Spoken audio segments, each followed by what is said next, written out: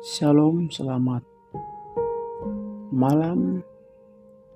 Karena hari ini di sini malam, dan selamat pagi, selamat sore buat saudara-saudari sekalian yang dikasihi oleh Tuhan Yesus Kristus.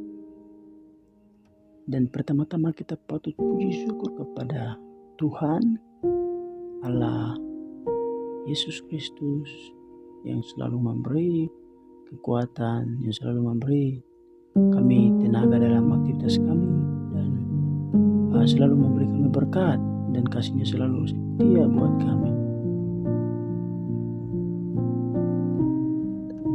Dan saat ini kita akan merenungkan firman Tuhan yang topiknya tentang memadamkan roh hidup dalam kejahatan.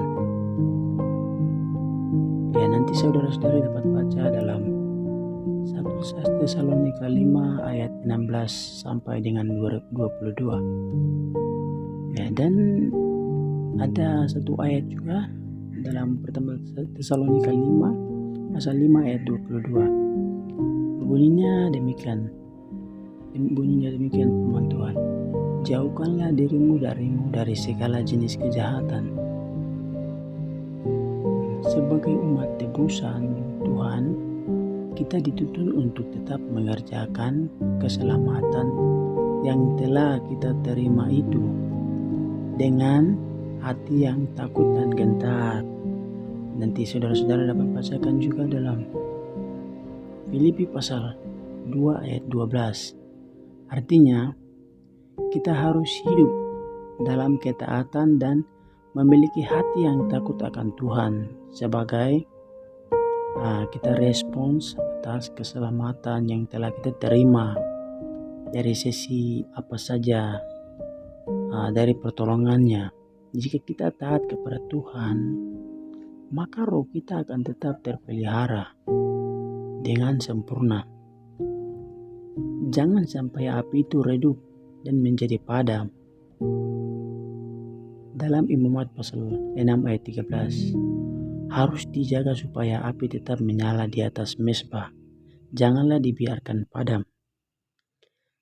Supaya api roh itu terus menyala, kita harus berupaya supaya Roh Kudus merasa betah tinggal di dalam kita.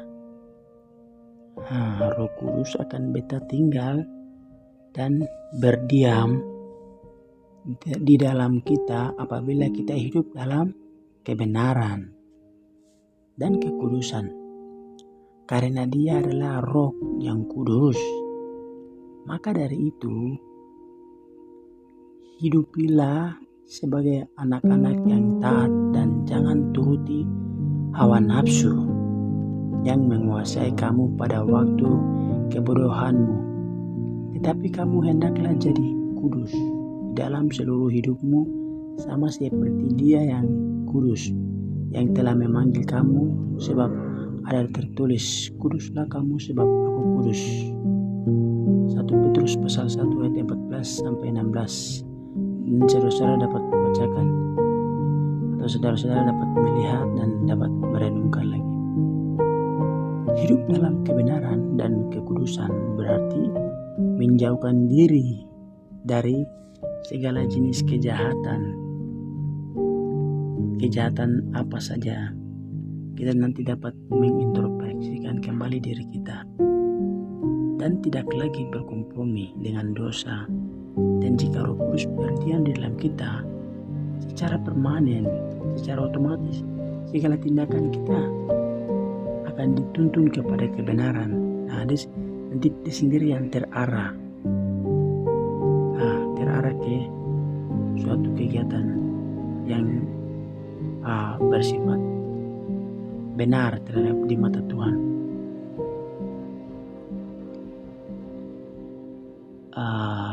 Dan Yohanes pasal 14 ayat 26, bunyinya Dia yang akan mengajarkan segala sesuatu kepadamu dan akan mengingatkan kamu akan semua yang telah kukatakan kepadamu. dari ayat ini, sehingga kehidupan kita selaras dengan apa yang Tuhan mau. Tetapi ketika roh yang ada pada kita itu padam, entah karena ketidaktaatan dan segala kejahatan yang telah kita perbuat, ya kita tidak punya lagi kekuatan untuk mengalahkan segala tipu muslihat dari iblis, karena kedagingan kita menjadi sangat dominan.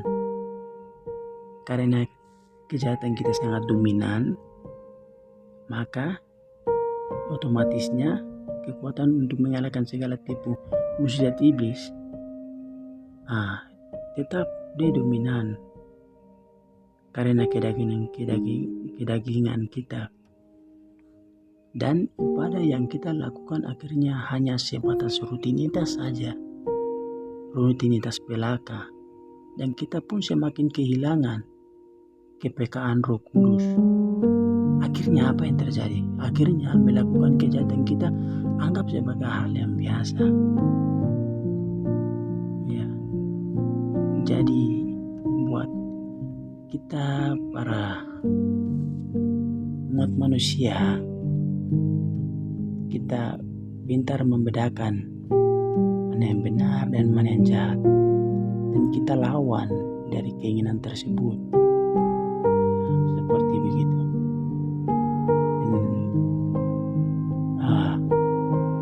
Kesimpulan dari ayat ini yang terdapat di Galatia pasal 6 ayat 8 bunyinya, sebab barang siapa menabur dalam dagingnya, ia akan menuai kebinasaan dari dagingnya. Tetapi barang siapa menabur dalam roh, ia akan menuai hidup yang kekal dari roh itu. Amin. Kiranya firman Tuhan kita, renungan kita saat ini, kita simpan di sini, dan renungan-renungan berikutnya kita akan merenungkan bersama lagi renungan dari firman ayat-ayat berikutnya dengan topik yang berbeda. Dan saudara-saudari dari apabila ingin menambahkan poin dari renungan saat ini, nanti boleh ketik di kolom komentar agar kita dapat sharing bersama, ya, agar kita bisa dapat jalan tujuan yang sama, yaitu kepada Tuhan Yesus Kristus yang maha penyayang dan maha pencipta alam semesta. Hanya Dialah yang kita sembah dan kita patut puji syukur kepada Dia. Amin. Semoga saudara dapat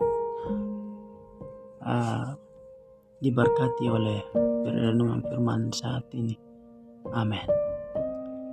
Kita jumpa lagi di hari-hari berikutnya.